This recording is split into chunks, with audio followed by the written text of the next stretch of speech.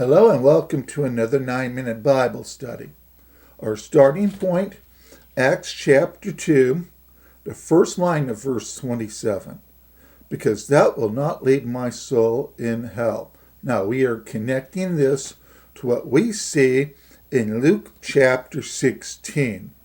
Prior to where we are right now, verse 24, we have seen a rich man who, for lack of better words, a dirty, rotten sinner. Where did he wind up after he died? He wound up in hell in torment. We see a man named Lazarus. He is dirt poor, but also righteous in the sight of God. When he dies, he goes to what's called Abraham's bosom, and there he is with Abraham, who we know from the Old Testament, the book of Genesis, is righteous in the sight of God. He believed in God, and God counted it for righteousness. The righteous side and the torment side. Now, verse 24. And he, the rich man, cried and said, Father Abraham, have mercy on me. Well, obviously, the rich man, he knows he's in deep trouble and he needs mercy. He also can see across this gulf between the two, and he can see Abraham afar off. Abraham and the rich man at this point are able to have a conversation. The next part of verse 24. And send Lazarus that he may dip the tip of his finger in water and cool my tongue, for I am tormented in this flame. So what do we see here? The rich man on one side, Abraham, Lazarus on the other. Now notice, Lazarus is not going to say a word here. Only Abraham does the talking. So what does Abraham say? Verse 25. But Abraham said, Son, remember that thou in thy lifetime received thy good things, and likewise Lazarus evil things. But now he is comforted. Now, where Abraham is at this point, Abraham's bosom, what word did he just use to describe his side? Comforted. We're not talking about torment here at all, are we? Comfort does not equal torment, especially since the next line says, and thou art tormented. The rich man is in torment. Why? Unrighteous. Lazarus, Abraham in comfort. Why? Because they were righteous in the sight of God. It's verse 26 I really want us to pay attention to. And beside all this, between us and you there is a great gulf fixed, so that they which would pass from hence to you cannot, neither can they pass to us that would come from thence.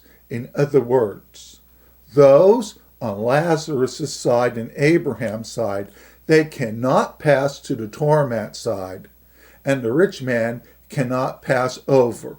Why? Because the righteous have not been called to torment. They have been called to comfort even before the cross. Now things are about to change, and we're going to get there in a second. On the rich man's side, what is it? Hot and tormented. Now, let's stay in the Gospel of Luke, but let's move to the 23rd chapter. We are looking at the cross at this moment. Jesus is dying on the cross, the middle cross. On the right and the left are two malefactors dying for the crimes they committed. Chapter 23, verse 39. And one of the malefactors who were hanged railed on him, Jesus, saying, If you be Christ, save thyself and us.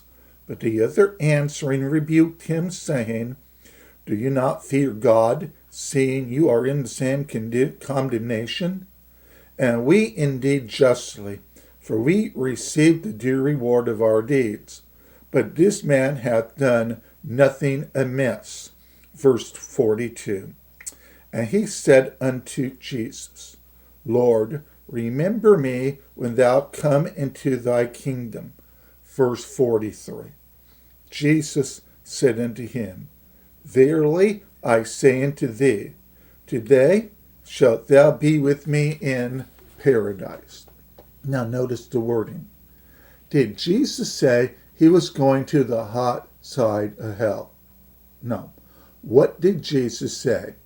Today you will be with me in paradise. Now let's connect this to what we have just seen in Luke chapter 16, the two divisions.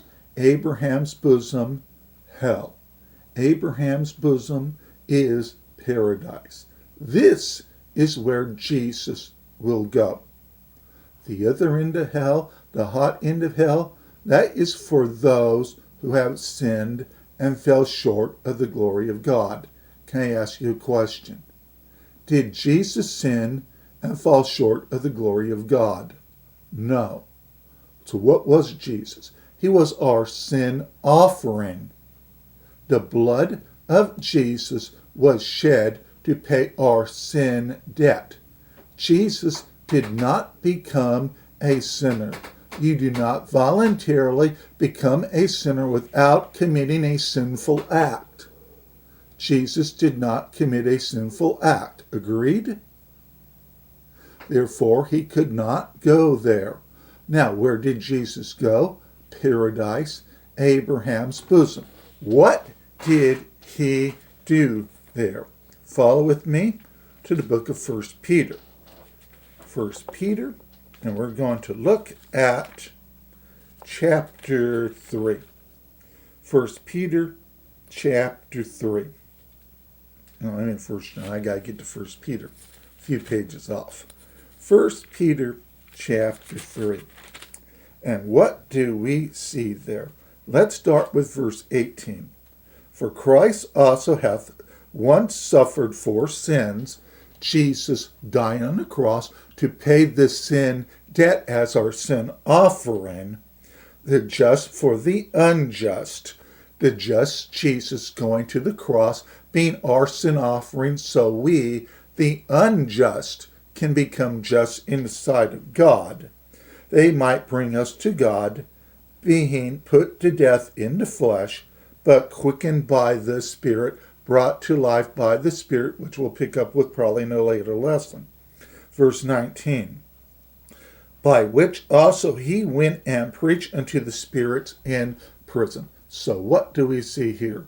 Jesus going to the paradise section of, well, what we would call hell loosely, but let's just call it the paradise section. What is Jesus doing there? He is preaching to all who are there, including Abraham and Lazarus. What's going to happen? Jesus is going to lead them out into what? A place we now call heaven. Jesus went there to preach the message to the righteous so he could lead them out. The blood of Jesus had permanently paid their sin debt. Then after that was done, God raised Jesus from the dead. And that will connect to our salvation, which we will pick up in the next lesson.